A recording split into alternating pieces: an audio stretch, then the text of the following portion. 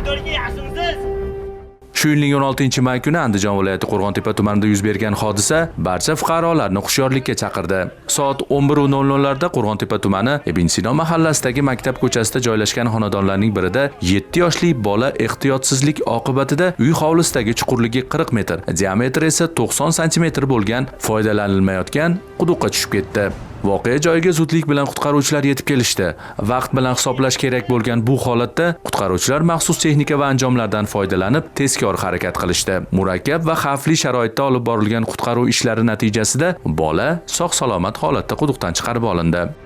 Maxsus texnika va anjomlar yordamida quduqqa tushib ketgan 7 yoshli bolani sog'-salomat qutqarib olindi.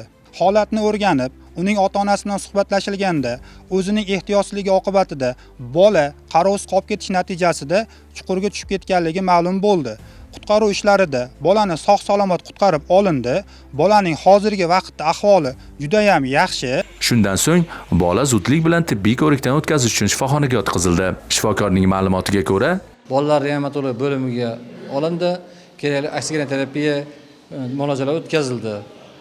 Bemor uchun kerakli qo'shimcha rentgen uzviy tekshiruvlardan o'tkazildi. Bemorda qon to'xtatuvchi, og'riq qoldiruvchi muolajalar o'tkazildi. Bemor bosh peshona sohasida yirtilgan, bel, ko'krak sohasida shilingan jarohatlari bor edi.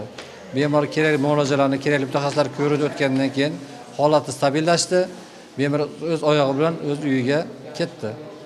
Qarachi ukamiz chiqdi. Biz bilan birga ketyapti mana. Mashq polvonida chuqurga tushib ketgan. Baxtli tasodif sohaning malakali mutaxassislarining tezkorlikda olib borgan ishlari natijasida qizchaning hayoti saqlab qolindi. Ammo tumanning ayrim hududlarida aholi tomonidan o'rnatilayotgan bu kabi quduqlar yana qancha insonlar hayotiga xavf solmasligiga hech kim kafolat bermaydi. Bu hodisa faqat ogohlantiruv emas, amaliy saboqdir. O'ylaymizki, mutasaddilar masalaning ikkinchi tomoniga ham albatta e'tibor qaratadilar.